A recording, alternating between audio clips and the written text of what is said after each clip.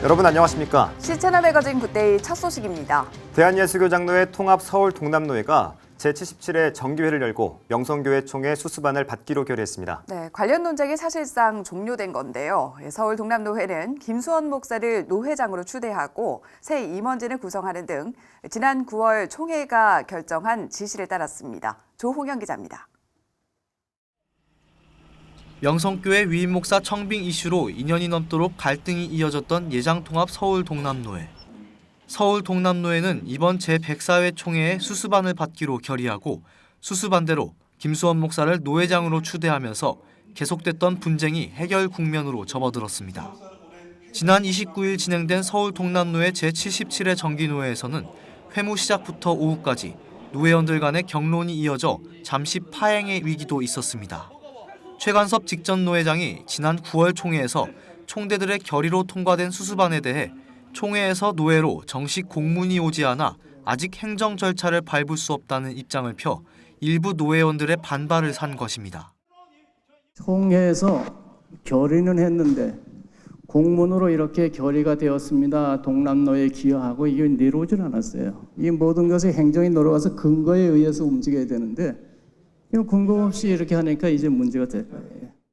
하지만 오후 회무에서 총회 공문 문제가 극적으로 처리되면서 늦게나마 신임원 선출과 임원 교체를 하고 지난 2년간 열지 못했던 목사 안수식을 진행할 수 있었습니다. 노회장으로 추대된 김수원 목사는 좋은 뜻으로 달려온 지난 날이었지만 그런 과정에서 마음이 불편했을 분들에게 양해와 이해를 구한다면서 말씀 안에서 하나님의 영광을 위하고 교회에 진정한 평화를 심겠다고 밝혔습니다. 좋은 뜻으로 노회를 바르고 건강하게 세우자고 지금까지 달려왔고 또 앞으로도 그런 막중한 사명을 감당해야 될 노회장의 직분을 감당하면서 혹여라도 그와 같은 과정 속에 여러분들의 마음이 좀 불편했다라고 한다면 너그럽게 이해해 주시고 양해를 구합니다. 어떤 어려움과 고난이 있어도 예수 그리스도의 십자가의 영성을 가지고 일들을 해결하다 보면 모든 일들도 원만히 잘 해결될 수 있지 않겠나라고 하는 그런 생각을 갖게 됩니다. 이와 함께 서울 동남노회는 노회 전날 명성교회 수습전권위원장이었던 최영남 목사와 비상대책위원회 측 김수원 목사, 최관섭 목사와 명성교회 이종순 장로 등이 만나 합의한 항목도 그대로 받기로 했습니다. 합의안에는 명성교회 김하나 목사의 설교 목사와 김사만 원로 목사의 대리 당회장 결의 철회, 김수원 목사가 정기총회 직후 수습안 내용을 제대로 인지하지 못하고 발언한 것에 대한 유감 표명, 명성교회가 김수원 목사의 노회장 재직 중 적극적으로 협력할 것과 김수원 목사가 노회장 재직 시 명성교회에 불이익을 주지 않을 것 등의 내용이 포함되어 있습니다. 서울 동남노회는 정기회를 통해 임원을 9명에서 8명으로 이번 회기에만 1명을 줄이고 양측이 각각 4명씩 임원을 맡기로 했습니다. 신임 임원은 김수원 노회장을 비롯해 부노회장의 손항재 목사와 어기식 장로, 서기의 김성고 목사, 회계의 현정민 장로 등입니다. 서울 동남노회가 총회의 수수반을 받아들이고 김수원 목사를 노회장으로 추대하면서 오랫동안 지속됐던 논란은 사실상 종료됐습니다. 시채널 뉴스 조홍현입니다. 앞서 보신 대로 대한예수교장로회 통합 서울 동남노회가 77회 정기노회를 열고 지난 9월 총회 명성교회 수수반 결의를 받아들였습니다. 이와 관련해서 예장통합 정체성과 교회수호연대 대표회장 최경구 목사님 모시고 조금 더 자세히 알아보겠습니다. 대표회장님 안녕하십니까? 예, 안녕하세요. 예, 먼저 이번에 마련된 그 수수반이 나온 배경부터 좀 짚어볼까요? 우리 총회에서 지난 9월에 그 명성권에 대해서 수수반을 이제 결의를 했습니다. 그 결의도 절대적인 찬성으로 이제 결의를 하게 된 것이죠. 1차 구성은 수습위 구성은 88.5%, 2차 그 수습안 내용에 대해서는 76.4%의 찬성 결의를 한 것입니다. 사실은 왜 그러면 이런 총회에서 왜 명성권에 대해서 이번에 이렇게 결의를 했을까 하는 그 배경이 있죠. 그 배경은 102회기 그 명성권에 대해서 총회 재판국에서 동남노회, 서울 동남노회가 그 승인해 준 거, 김만호 목사님 그 위임 목사에 대해서 승인해 준 거에 대해서 합헌이다 이렇게 판결했잖아요. 그리고 이제 그것을 갖다가 이번에도 재심 재심이 103회기 그러게 그러면 8월 7일 날 8월 5일이다 그죠? 작년에 8월 7일, 8월 5일 날 재심에서는 또 이제 불법이다 이렇게 나왔습니다. 원심을 취소하라 이렇게 나왔죠. 자 그러면 이제 그다음 수순은 재재심에 이제 가게 되는 겁니다. 이게 그렇죠. 법적으로. 자 그렇게 되면 이게 계속해서 이건 사실 진리 문제도 아니거든. 이 교회의 본질 문제도 아니고요. 다툼의 소식이 계속 연속되니까 이 총회적으로 봤을 때 상당히 어떤 우리 총회 위상이라든지 한국 교회를 봤을 때 덕이 되지 못하고 이 소모적인 논쟁으로 인해 가지고 여러 가지로 이제 많은 이제 우리 기독교의 위상이 상당히 이제 여러 가지 사회적으로 봤을 때 이제 추락되는 거죠 사실. 이래서 안 되겠다 해서 이제 이번 총회에서 총대들의 절대적인 어떤 생각이 있었습니다. 마무리해야 되겠다 명성권 문제에 대해서 이렇게 해서 이번에 이 수습안을 내게 된 것입니다. 그래 이 수습안은 어떤 한쪽을 편드는 게 아니고 사실은 서로 다툼의 소지가 있다는 거. 사회적으로도 다툼의 소지가 있으면 구속을 시키지 않습니다. 어떤 사람은 모르고는 법은 놔두고 명성교회는 이 세습을 허용했다 이렇게 하는 건 전혀 아니에요. 사실은 법은 살아있다는 게 아니에요. 정치 28조 유관 자체가 다툼의 소지가 있잖아. 한쪽은 청빙, 한쪽은 세습. 누구도 승부 안 하고 있잖아 이게. 자 그래서 이 법을 만들 때부터 상당히 이 법이 아주 미비하게 만들어진 법이에요. 그래서 이런 문제가 발생하게 된 겁니다. 그래서 총회에서 이번에 이런 결정을 하게 된 겁니다. 사실은. 네, 그러면은 수습안대로 김수원 목사가 이번에 노회장으로 추대가 되고 양측에서 각각 4명의 임원이 세워지는 등 이제 조치가 이렇게 이루어지고 있는데 관련 논란은 이제 사실상 종결됐다고 봐야겠죠. 네, 지난번에 총회에서 7개 수습안이 나왔고요. 그 수습안이 나온 거에 대해서 이행을 하느냐 안 하느냐, 이행이 잘 될까 안 될까 걱정을 많이 했습니다. 그런데 그래서 이번에 28일 날, 노회는 29일을 했잖아요. 9월 28일 날 급하게 동남노회에 관계된 사람들이 모였습니다. 총회의 수습위원장 최영남 목사님하고 그다음에 동남노회의 현 노회장 최간섭 그 목사님하고 그다음에 이제 이종훈 장로님 명성교회를 대표해서 그다음에 이제 반대 측에 김수원 목사 이 4사람이서 합의를 받습니다. 6개 항으로요. 그 합의 1차 총회에서 수습안도 김수원 목사를 노회장으로 초대해라. 그렇게 합의가 된 거고요. 그다음에 여기 그 안에 대해서 또 이번에 구체적으로 이번 노회에 관련된 사람들이 모여서 또 합의를 또 본 겁니다. 그 합의 하에서 노회장 김수원으로 목사를 추대를 했지요. 약속대로. 그리고 이제 임원은 원래 9명입니다. 9명인데 4대4 쉽게 말하면 이제 김수원을 그 비대위라 그러지 그 사람들이 4사람. 그리고 이제 원래 이제 지키는 이 동남노회에 주류적으로 이제 이 노회를 지키는 사람들 4명 이렇게 해서 이제 4대4로 해가지고 한 명은 공석으로 뒀습니다. 왜 그렇게 했냐면은 서로 힘의 균형을 위해서 어느 한쪽의 힘을 일방적으로 쓰지 못하게 하기 위해서 그 김수원 목사님 노회장 그 회기 동안에 1년 동안에 그러고 이제 명성교회에 대해서 이제 어떤 위해도 가하지 않는다 하는 거 물론 그건 1차 총회 수습안에도 있었고 이번에 28일 날 동남노회에 관련된 사람 모여서 다시금 또 그걸 또 김수원 목사가 자기가 이제 사인을 했습니다. 그렇게 해서 사실상 어제 동남노회가 성립함으로 인해 가지고 김수원 목사를 추대함으로 인해 가지고 이 명성권 관련에 대해서는 사실 거의 뭐 이제 종료됐다고 봐야 되고요. 2021년 1월 달에 김하나 목사가 위임 목사로 정상 복귀하게 되면 끝나는 겁니다, 사실은. 그래서 이번 동남노회가 정상적으로 성립함으로 인해 가지고 우려스러운 이런 모든 부분들이 불식됐다고 봐야 됩니다. 그건 명성교회로 봤을 때도 굉장히 좋은 일이고요.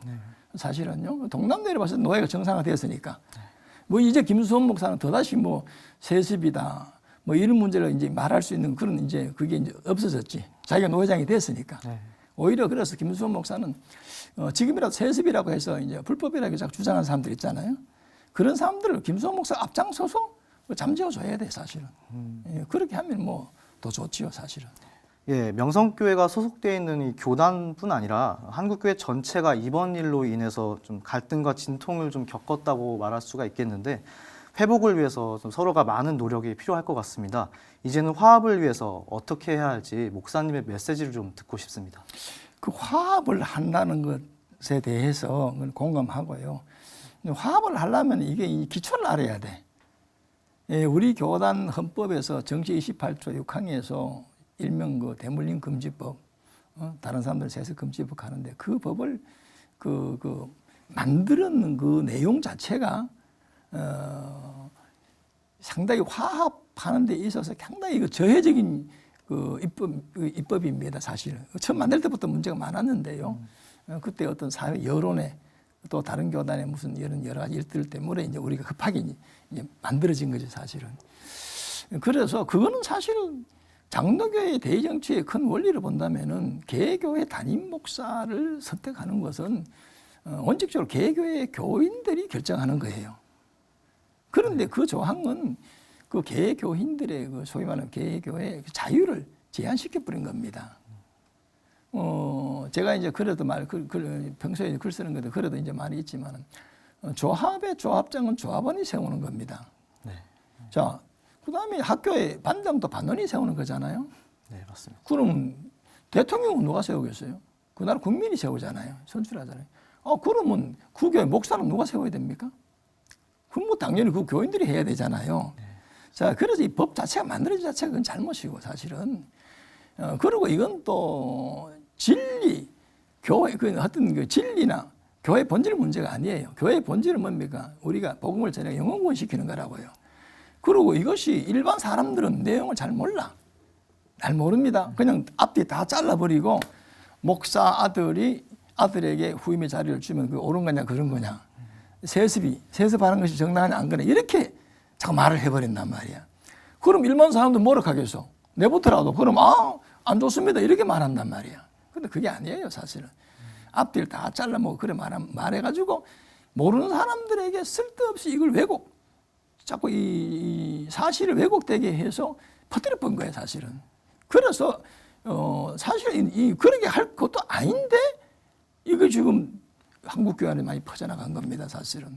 그리고 교단 목사들도 자세히 물어보면은 내용을 잘 몰라요. 모르는 상태에서 남들이 세석하니까 그건 안 됩니다. 이렇게 나오는 거예요, 사실은. 자세히 살펴보면 우리 법적으로 봤을 때는 현재 아까 그랬잖아. 만들 때 이거 상당히 밑법 미비이기 때문에 문제가 있는 법이기 때문에 앞으로 이제 이 부분에 대해서는 이제 이번에 이제 동남노 회장이 이제 김수환 목사가 추대가 됐기 때문에 이제 교회의 본질로 돌아가야 됩니다. 본질은 뭡니까? 우리가 복음을 영혼구원 시키는 거잖아요. 그런 마음으로 돌아가면 될 것이고, 우리가 과연 이성을 다 냉정하게 잘 생각을 해서 우리가 지금 현재 이렇게 지금 하고 있는 것이, 분야하고 있는 것이 성경적으로 합당한 것이냐, 하나님 기뻐하시느냐, 이런 걸 잘 생각하면은 우리가 화합이 잘 될 걸로 그렇게 봅니다. 네, 목사님 말씀대로 그 길이 잘 열렸으면 좋겠습니다. 네, 목사님 말씀 잘 들었습니다. 네, 감사합니다. 감사합니다. 시채널 방송이 창사 10주년을 맞아 특별 후원 방송을 진행하고 있습니다. 그동안 C채널을 통해 소개됐던 감동적인 사연들이 재조명되면서 도움의 손길이 이어지고 있는데요. 후원 방송 셋째 날에는 C채널 방송의 해외 선교 이야기들이 소개됐습니다. 변현준 기자입니다. 지난 10년 동안 해외 곳곳에 가난한 이웃들을 찾아다니며 도움의 손길을 전한 C채널 방송. 후원방송 셋째 날에는 C채널 방송이 그동안 걸어온 해외 선교의 발자취가 소개됐습니다.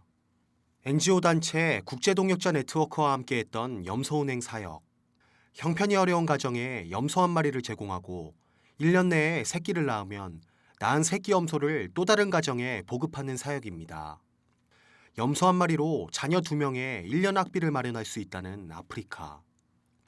전한 것은 염소 한 마리였지만 받은 이들에겐 희망이었고 새로운 미래였습니다. 제가 염소를 분양을 했는데 그 행복해하는 아이들의 모습, 또 기뻐하는 그 사람들의 그런 모습들, 그 가운데 있었던 그런 감격들, 이 모든 것들이 하나님 기뻐하시겠구나라고 하는 자그마한 기쁨을 안고 돌아올 수 있는 그런 선교 현장이었던 것 같습니다. 후원방송 셋째 날에는 C채널 방송과 월드비전이 함께한 프로그램 희망터치도 소개됐습니다. 제대로 먹지도 못하고 병에 걸려도 치료를 받을 수 없는 환경에 놓인 아프리카의 수많은 아이들. 시채널 방송이 그들의 손을 잡고 함께 걸으며 주님의 사랑과 복음을 전해왔습니다. 정말 이곳이 샤린의 베델이 돼서 많은 후원자들 만나고 우리 샤린의 안날이 정말 희망이 있는 것 같아요. 얼굴 눈빛이 희망이 있어요. 너무 이쁘고 너무 내가 웃어야 얘도 웃는데 자꾸 제가 눈물을 흘리니까 이상한가 봐요. 지구 반대편의 먼 거리라도 어려움에 처한 이들을 위해 망설임 없이 발걸음을 옮긴 시채널 방송의 지난 시간들. 세계 선교를 향한 시채널의 변치 않는 비전에 수많은 개인 후원자들이 함께했습니다. 우리가 갈 수 없는 곳, 알 수 없는 곳에 복음을 들고 찾아 나서는 시채널은 분명 하나님의 손과 발이라는 것을 부인할 수 없습니다. 우리는 시채널의 사역을 통해 하나님의 일하심을 보고 있습니다. 앞으로의 방송 사역에도 계속해서 동참해 주십시오. 더 일을 열심히 사역해 나가도록 우리가 서로 힘을 모아야 됩니다. 우리 작은 정성 하나하나가 앞으로 시천을 통해서 세계 복음화를 하는데 크게 이바지할 줄로 믿습니다. 이 시천 방송을 통해서 하나님 나라가 이루어지도록 우리 다 힘써 주시면 감사하겠습니다. 오늘까지 이어지는 시채널 방송 창립 10주년 특집 후원 방송. 잠시 뒤 진행되는 후원 방송 4부에서는 새로운 도약을 준비하는 시채널의 선교 비전 이야기가 시청자들을 찾아갈 예정입니다. 시채널 뉴스 변은준입니다. 지난 29일부터 이틀 동안 개최된 기독교 대한감리회 제33회 총회 입법의회에서 감독회장 인연 겸임제 개정안이 부결됐습니다. 감독회장 인연 겸임제 개정안은 총회 회원 458명이 전자투표에 참여한 가운데 찬성 277표와 반대 181표로 헌법 개정에 필요한 재석 3분의 2의 찬성을 얻지 못해 부결됐습니다. 원안으로 부결된 것을 공포합니다. 10여 년 동안 각종 소송으로 갈등을 겪고 있는 기독교 대한감리회 감독회장직은 이번 개정 실패로 인해 현행대로 4년 전임제를 유지하게 됐습니다.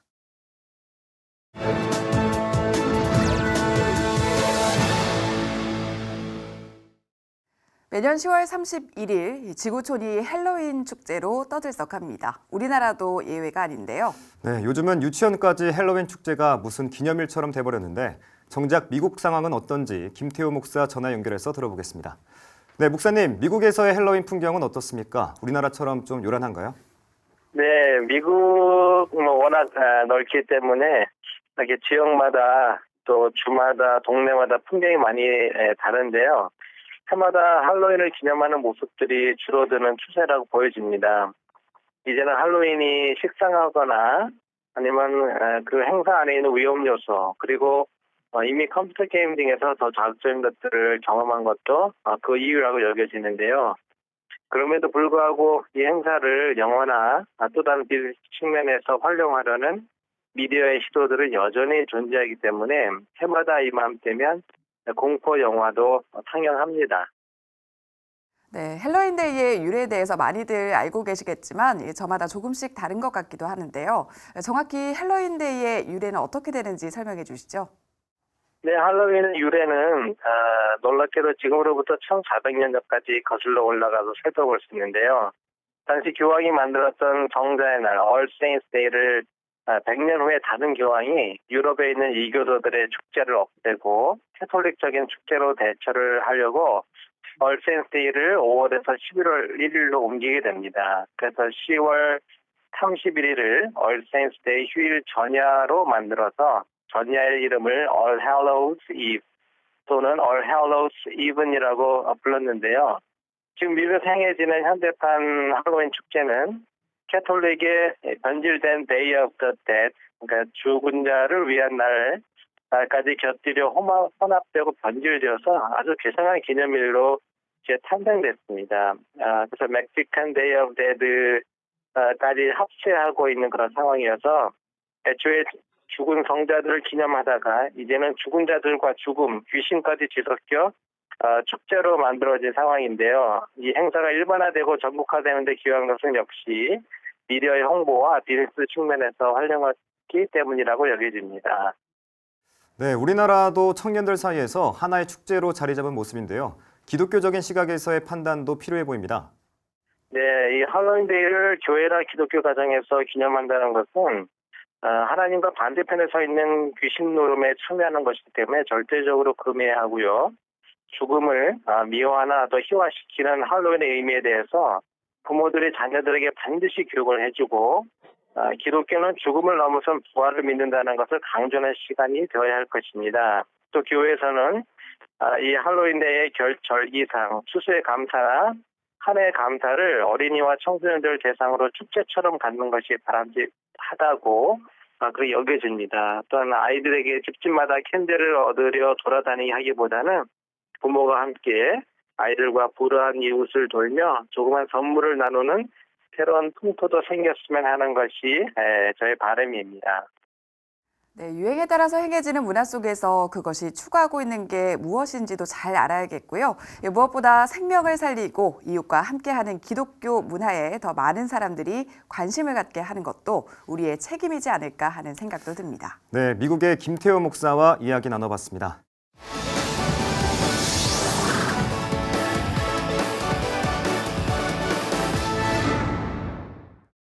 최근 4년간 데이트 폭력 피해자 가운데 여성이 71.8%, 남성이 9.3%인 것으로 나타났습니다. 네, 국회 행정안전위원회 국정감사에서 나온 내용인데 피해 여성의 비율이 월등히 높지만 남성이나 또 쌍방 피해 경우도 갈수록 증가하는 추세입니다. 오늘 하나님의 법, 세상의 법에서 이 문제에 대해 얘기 나눠보겠습니다. 이재만 변호사 나오셨습니다. 변호사님 안녕하십니까? 네, 안녕하세요.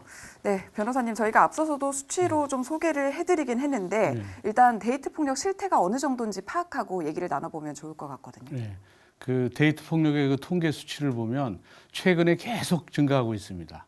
그리고 또 연간 한 뭐 10,000건 이상 되고요. 예. 그리고 상당 건수도 또 상당히 많죠. 근데 이제 데이트 폭력의 상당 건수가 이렇게 많지만 상담을 하지 않은 건수는 이제 더 많을 걸로 보여지고 있습니다. 네. 그러니까 데이트 폭력은 이제 저희들이 생각하는 것보다 훨씬 이제 많다고 보면 되고요. 네. 그리고 이제 그 피해자들의 비율을 보면 한 10명 중에 7명은 피해자가 여성입니다. 네. 근데 이제 남성 피해자도 굉장히 많은데 예. 남성 피해자도 한 20% 정도 되고 쌍방 피해, 남성이 10% 되고 네. 쌍방이 20%.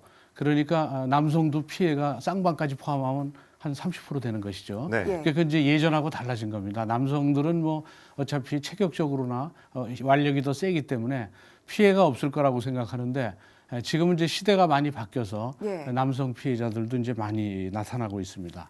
그래서 얼마 전에 이제 그 여배우 폭행 사건 보면 여배우는 아무래도 이제 여리고 뭐 이제 완력을 쓰지 않을 듯한 분들이 대부분 이제 배우를 하니까 그런데도 이제 여배우 폭행 사건에서 보면 남친 헤어지지 않은 남친을 폭행해서 결국 실형을 선고받았습니다. 그 당시에는 또 그 여배우가 그 카톡방에 그 남친의 그 지인들을 다 초대했죠. 모인 데서 가서 남친에 대한 여러 가지 그 뭐 명예훼손적인 그런 글들을 올려서 최근에는 그 데이트 폭력에 결국 명예훼손도 상당히 많이 있습니다.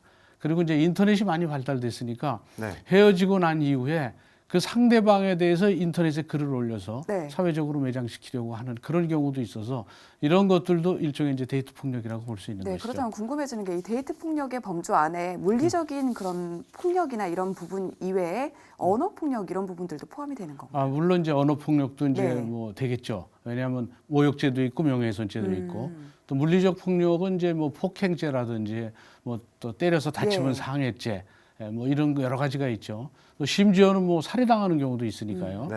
그런데 이런 거 외에도 길들여지는 행동 같은 것들도 있기는 있습니다. 그것도 데이트 폭력이라고 봐야지 돼요. 가령 폭행이나 상해는 아니더라도 계속 연인 관계인데 전화 안 받으면 전화 받을 때까지 수십 차례 하는 사람들도 있어요. 그것도 데이트 폭력인가요? 그렇죠. 그게 이제 상대방을 통제하려고 그러는 것이죠. 그리고 핸드폰 좀 보자고 그래서 비번 풀어서 보려고 한다거나 또 뭐 어디 갔느냐 스케줄을 일일이 체크를 한다거나 그리고 무슨 뭐 꼭 특별한 뭐 바지 입는 거 좀 싫어한다고 뭐 못 입게 한다거나 여성으로서의 그 자기를 나타내고 싶어 하는 것을 자기 취향에 맞게 통제를 하려고 하는 이런 것들도 이제 데이트 폭력이라고 볼 수 있는데 문제는 이제 연인간이니까 사랑하기 때문에 나한테 그러는 것이다. 이렇게 생각하다 보면 그냥 거기에 자연스럽게 길들여질 수가 있어요. 그 통제 행동에 길들여지게 되면 네. 그 상대방의 경우에는 그 통제를 벗어나게 되면 자기도 모르게 폭력적인 이제 물리적 폭력으로 네. 나갈 수가 있죠. 네. 근데 그 물리적 폭력도 그냥 또 길들여지면 그 폭력의 강도가 더 커져서 결국 살해당하는 그런 경우까지도 있으니까 이 데이트 폭력은 이 초기에 작은 뭐 손찌검 가벼운 손찌검 근데 뭐 손찌검이 가볍다고 볼 수는 없죠. 네. 그렇죠. 그렇지만 이제 강도가 좀 가벼운 그런 경우라고 하더라도 네. 이거를 데이트할 때 연인 간에 잘 막질 않으면 이게 결혼한 후에 가정폭력이 됩니다. 예. 그 가정폭력이 되면 가정폭력 속에서 자라나는 아이들은 그대로 또 사회에서 그 폭력성을 갖고 태어나요. 네. 네. 그러면 결국은 이 폭력성이 커지는 것이죠. 네. 그렇죠. 그래서 이 데이트 폭력에 당하는 피해자도 결국 그것을 초기에 제지하지 않으면 결국 여러 사람이 피해를 볼 수 있으니까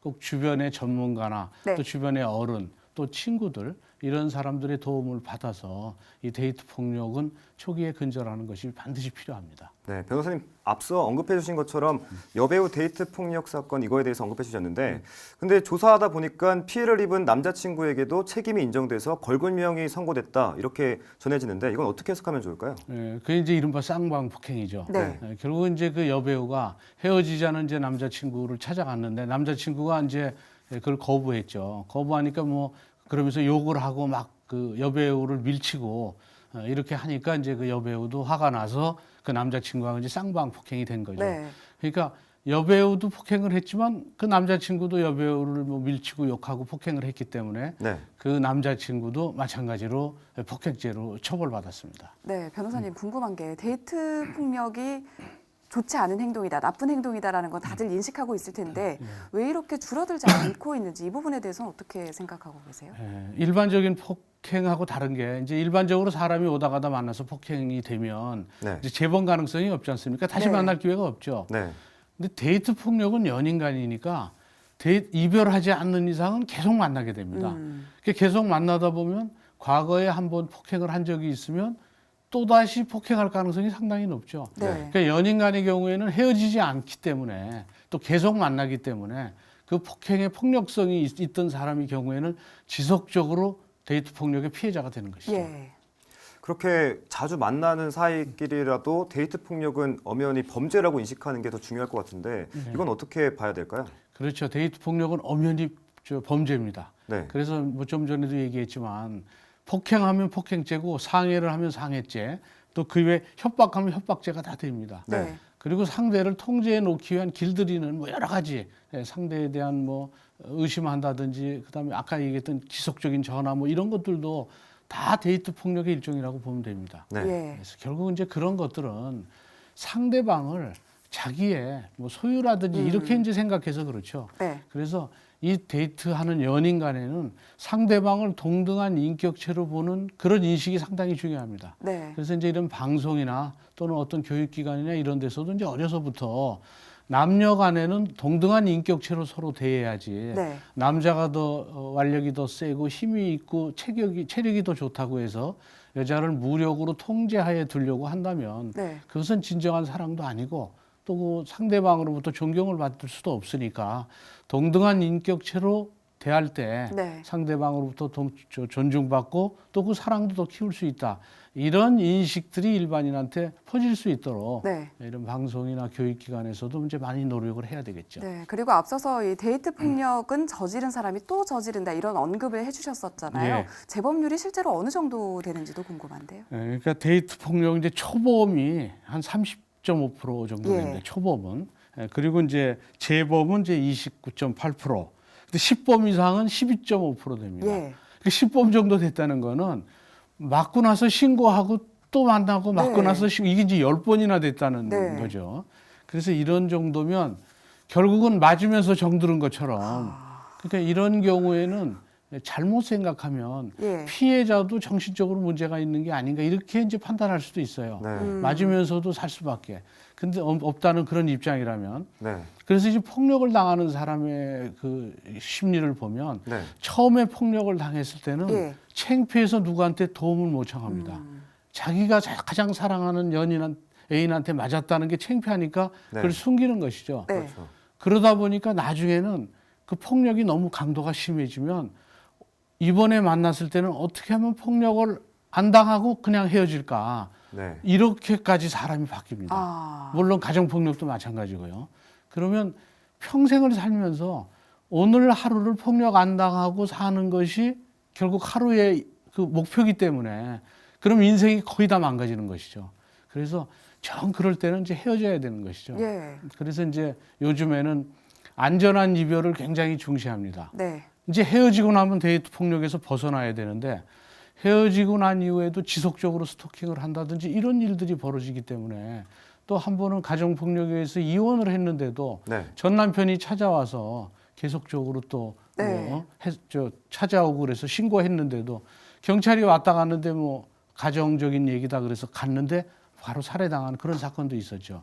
이제 그런 걸로 봐서는 항시 이런 안전한 이별을 위해서 평소에 만날 때도 그런 증상이 있으면 바로 초기에 헤어져야 되겠다고 판단되면 헤어지고 또 만나고 있을 때도 이 뭐 문자 메시지를 연인 간에는 뭐 여러 가지 문자 메시지를 하죠. 재밌는 뭐.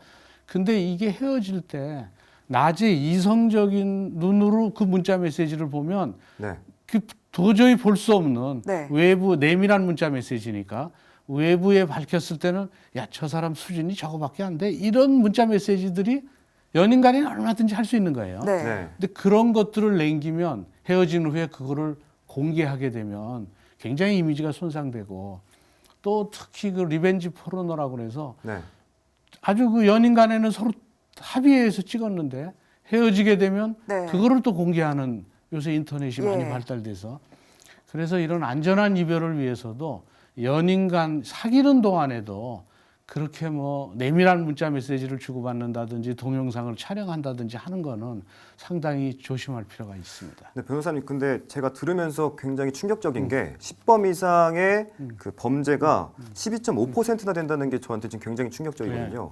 그러면 이걸 재발 방지 대책이 좀 미흡한 거 아니냐 이렇게 해석할 수 있을 것 같은데 재발 방지책이 있다면 어떤 게 있을까요? 결국은 이제 재발 방지책이라는 것은 격리시키고 또 폭력을 행사하지 못하게 하는 것이죠. 그 처벌입니다. 가령 예를 들면. 그래서 보면 미국 같은 경우에는 데이트 폭력이 발생하면 초범이라고 하더라도 체포하게 돼 있습니다. 그 체포는 의무예요. 그 초범이라도 바로 체포해서 데려갑니다. 그리고 가해자와 피해자를 격리시켜 놓죠. 그리고 심리를 해서 이제 다시 만나게 될 수 있는지를 다 뭐 심리적이라든지 뭐 상담이라든지 이런 걸 통해서 또 피해자의 의사도 확인해서 이제 그런 일을 하죠. 근데 의무 체포가 아닐 우리나라 같은 경우에는 와서 얘기를 해보고 뭐 어떻게 하겠습니까? 그래서 이제 또 뭐 부부간이라든지 연인간이면 저희들이 해결하겠습니다. 그 말 한마디 듣고 그냥 떠나버려요. 그러면 경찰이 왔다 갔는데도 별 문제가 없잖아요. 그럼 또 폭행의 피해자가 될 수도 있는 거죠. 근데 미국은 아예 그걸 방지하기 위해서 의무 체포를 해놨습니다. 초범인 경우에도. 그다음에 이제 일본은 데이트 폭력은 일반적 폭력보다 더 중하게 처벌합니다. 그러니까 모르는 사람에 대한 폭력보다도 자기가 보호해야 되고 사랑해야 될 사람에 대한 폭력은 가중 처벌합니다. 그 이제 이렇게 해놓고 있고요. 영국 같은 경우에는 클레어라는 사람이 이제 자기 애인한테 이제 그 폭행에 의해서 이제 살해당한 그런 사건이 있었는데 그래서 클레어법이 생겼어요. 폭력이라는 것은 이제 폭력성이 있는 사람이 폭행을 저지르는 거기 때문에 이 연인 간에는 상대방의 전과를 조회할 수 있습니다. 전과 조회는 못하죠, 일반적으로. 근데 연인이라는 게 입증이 되면 전과를 조회할 수 있습니다, 초기에. 그래서 전과가 조회되면 결국은 그 사람하고 헤어지든지 이렇게 판단을 할 수 있는 것이죠. 네, 지금 다양한 데이트 폭력의 예시 또 뭐 다양한 나라에 대한 처벌 규정까지 알아봤는데 가장 중요한 게 그럼 사랑을 올바르게 하는 게 중요할 것 같은데 변호사님이 생각하시기에 올바른 사랑법이 있다면 어떤 게 있을까요? 내 이웃을 내 자신과 같이 사랑하라 하셨으니 이런 그 마태복음 22장 39절의 말씀처럼 적어도 우리는 이제 하나님이 창조주이심을 기억하고 또 연인 간에도 서로가 하나님의 피조물이다. 이런 것을 생각한다면 하나님의 피조물을 상대방이 함부로 할 수는 없겠죠. 그래서 이 하나님이 인간에게 그 자유의지를 주셨듯이 참된 사랑은 소유와 집착이 아닌 네. 이 자유라는 것을 잊지 않아야 하겠습니다. 네, 사랑은 집착하고 소유하는 것이 아니라 그 사람 자체를 인정하고 사랑하는 것이다. 이렇게 좀 기억을 하고 정말 올바른 사랑을 하는 분들이 많아졌으면 좋겠다는 생각이 듭니다. 네, 지금까지 변호사님과 얘기를 나눠봤는데요. 관련 내용을 짚어봤습니다. 이재만 변호사와 함께했습니다. 네. 말씀 잘 들었습니다. 네, 고맙습니다. 감사합니다.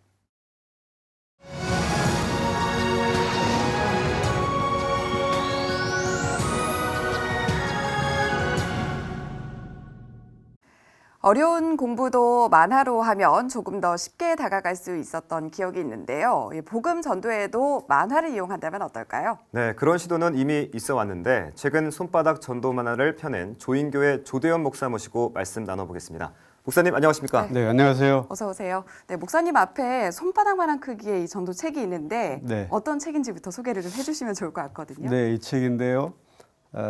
사이즈가 제목처럼 손바닥만한 네. 사이즈고 한 20여 페이지에 되는 그 전도용 만화입니다.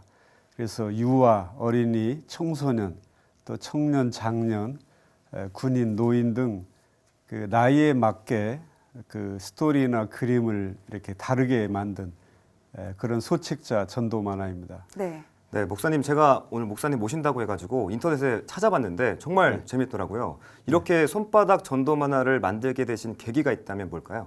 네, 그동안에 제가 어린이 청소년 집회를 오래 했었고요. 네. 네, 만화로 설교하는 그 만화 설교 집회를 뭐 지금도 하고 있습니다만 네. 또 장년 설교, 또 군부대에 가서도 설교를 했고 또 노인대학에 가서도 만화로 설교하는데 아주 반응이 좋았습니다. 그런데 그 설교 내용을 나이에 맞게 모두 이제 다르게 만들어서 가야 되는 그런 경험을 제가 하다 보니까 아이들에게 맞는 옷이 있고 어른에게 맞는 네. 옷이 있는 것처럼 네. 이 복음도 나이에 맞게 전해야 되지 않겠는가. 그래서 이런 만화를 만들게 되었습니다. 네, 이 책이 기존 전도지와 어떤 점이 다른지도 궁금한데요.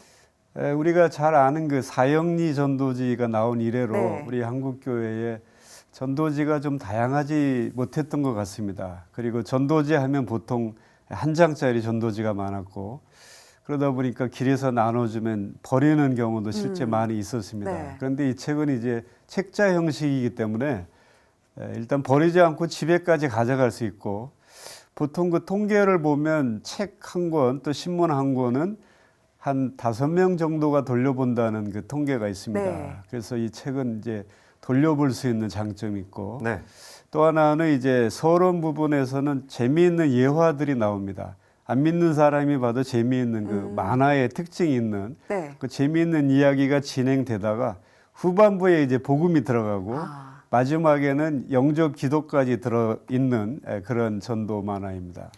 네, 아까 제가 말씀드린 것처럼 아까 목사님 만화를 찾아봤는데 그 네. 만화를 제가 가족들께 보여드렸어요. 그랬더니 네. 어머니 아버지는 네. 한나엄마 만화가로 기억하시더라고요. 네, 네. 그동안 만화가로서 연재하신 만화가 많을 텐데 네. 그 만화가도 한번 소개해 주시죠. 예, 두 분도 만화 좋아하시나요? 네. 네. 네, 저도 아주 좋아했습니다. 예. 저는 어릴 때부터 꿈이 만화가였어요. 근데 왜 제가 만화를 좋아하게 됐냐면 저희 집이 만화 가게였습니다. 네. 그러다 보니까 많이 보고 네. 따라 그리다 보니까 네. 이제 만화가가 됐는데 제가 24살 때 이제 만화가로 일반 만화가로 데뷔를 했고 국민일보가 생기면서 이제 시사 만화도 그렸고 하는데 지금까지 한나엄마 네. 또는 그 울퉁불퉁 삼총사 이런 만화들 해서 41권의 책을 지금까지 발표했습니다. 네.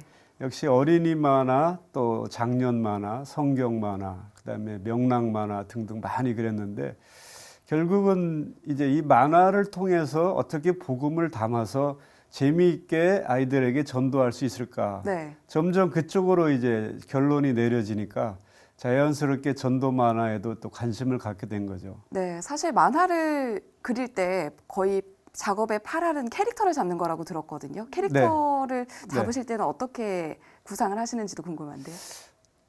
만화의 가장 큰 특징은 재미라고 할 수 있습니다. 예. 그래서 우리가 어떤 캐릭터를 봤을 때 야 재미있다. 네. 그걸 느끼면 스토리도 자연스럽게 연결되거든요. 네. 저는 이제 만화를 오래 그리다 보니까 사실은 이렇게 사람을 보면 사람으로 보이지 않습니다. 네. 만화로 보입니다. 그 두 분도 지금 제가 뵈니까 예. 캐릭터로 보이거든요. 예. 아, 정말요? 나중에 기회가 되면 한번 그려드리고 싶은데 네. 그래서 캐릭터가 정해지고 거기에 맞는 스토리가 입혀지면 이제 그 캐릭터들이 스토리를 끌고 나가게 되죠. 네. 그래서 이제 저도 성경을 재미있게 전할 수 있는 그런 캐릭터들을 또 많이 구상하고 또 앞으로 성경 만화 또 시리즈도 지금 구상을 하고 있습니다. 네, 목사님 만화를 보면요. 만화에 등장하는 만화가를 보면 네. 이렇게 뭔가 종이를 많이 펼쳐놓고 네. 그 작품이 완성될 때까지 일어나지 않고 그림을 그리는 그런 네, 장면들을 네. 볼 수 있는데 목사님은 어떠세요? 뭐 저도 앉으면 거의 일어나지 않고 아. 또 잠도 자지 않고 네. 그런 집중하는 그 습관들이 있습니다. 네. 이번에도 한 1년 걸려서 이 손바닥 전도 만화를 그렸는데요. 제가 지금 송파구에서 목회를 하고 있는데 이제 새벽 기도를 가야 되지 않습니까? 그래서 밤에 한참 작업을 하다 보면 새벽 기도하는 시간이 된 경우도 몇 번 있었어요. 예. 그만큼 또 집중하지 않으면 좋은 작품이 나오지 않기 때문에 집중력과 그다음에 절제 이 싸움을 하고 있죠. 네. 네, 목사님께서 말씀하신 것처럼 이렇게 새벽까지 작업할 수 있는 거는 목사님도 재밌고 독자도 이걸 보면서 재밌어하잖아요. 네. 확실히 만화라는 장점이 있을 것 같은데 네. 목사님이 느끼시기에 손바닥 전도 만화 네. 이거에 장점이 있다면 어떤 게 있을까요? 말씀드린 것처럼 재미있는 만화, 또 재미있는 이야기를 사람들이 좋아합니다. 우리 네. 스마트폰을 뭐 거의 하루 종일 손에 붙들고 있는 이유가 이 스마트폰을 열면 나를 기쁘게 해주고 재미있는 무언가가 있기 때문이거든요. 네. 그래서 전도도 요즘에는 좀 재미있게 현대인들의 눈높이에 맞춰서 하는 게 좋지 않겠는가. 네. 그래서 저는 이제 만화라는 매체를 사용했고요. 가능하면 그 내용도 믿지 않는 사람들이 봐도 재미있을 수 있는 그런 스토리들을 만들었습니다. 네, 목사님은 만화 선교사로 불리길 원하신다고 들었는데 네, 네. 어떻게 이렇게 만화 선교사로 불렸으면 좋겠다라고 생각하시는지도 궁금한데요. 네, 가수들은 노래로 네. 찬양하고 또 무용하시는 분은 몸 찬양을 하는데 저는 만화로 찬양합니다. 이런 표현을 제가 합니다. 네. 그리고 이 만화를 통해서 세계적으로 복음을 전하는 선교를 하니까 결국 제가 만화 선교사가 아닌가 그런 네. 생각이 들고요. 네. 또 앞으로 더 많은 책을 발표해서 농어촌 교회나 해외 선교사님들에게 만화를 보내는 일, 또 현장에 가서 직접 제가 칠판에 그림을 그리면서 만화를 통해서 복음 전하는 일, 그런 일을 하고 싶어서 그런 이름을 붙였습니다. 사실 목사님께서 이렇게 만화를 재밌게 그리시는 과정 속에서도 힘듦이 있으실 것 같은데 네. 또 이번 과정 속에서 또 특별히 나누고 싶은 기도 제목이 있다면 나눠주시죠.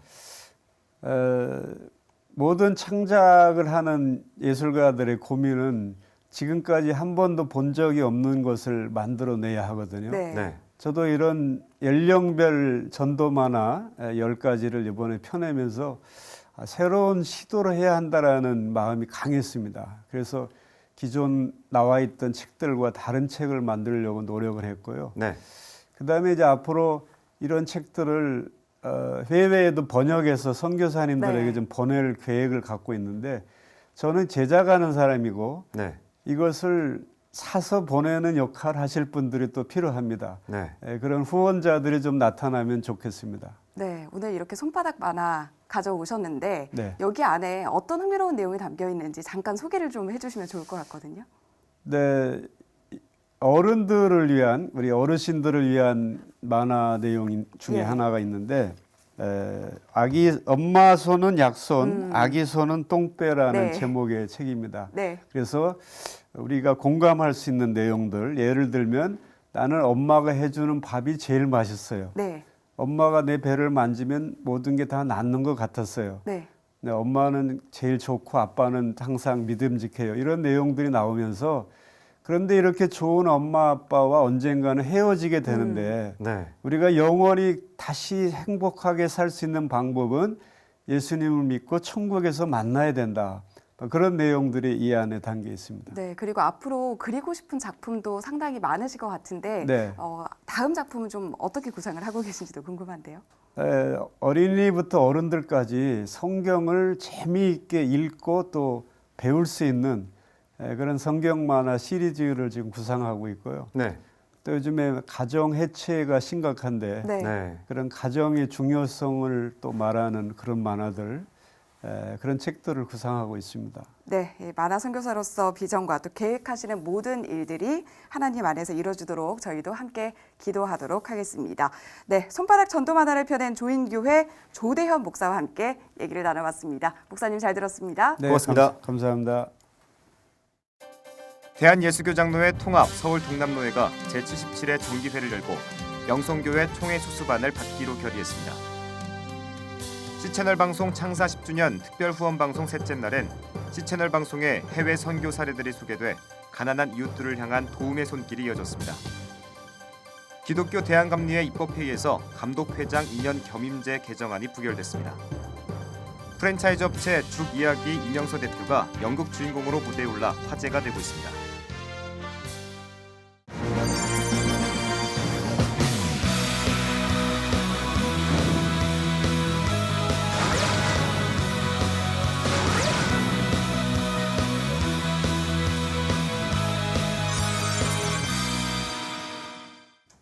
네, 세상은 10월 31일을 헬로윈 축제로 기억하지만 우리는 종교개혁일을 떠올려야 됩니다. 생각의 차이가 삶의 차이로 나타날 텐데요. 네, 개혁은 세상에 소금을 뿌리는 일이 아니라 내가 소금이 되는 것이라고 합니다. 종교 개혁일에 다시 한번 이 말의 의미를 되새겨봅니다. C채널 매거진 굿데이 오늘 순서는 여기까지입니다. 시청해주신 여러분 고맙습니다.